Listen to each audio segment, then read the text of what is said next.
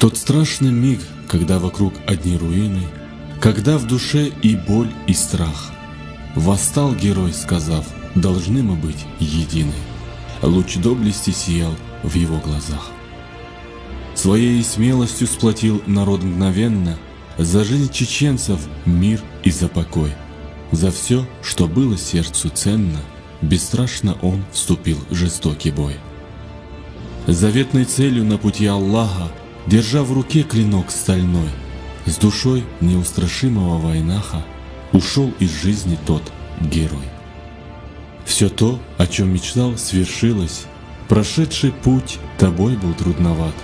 За твою храбрость и правдивость звучит сегодня гордая Ахмат. Слова Лизы Шахтамировой. Текст читал Рашид Исаков.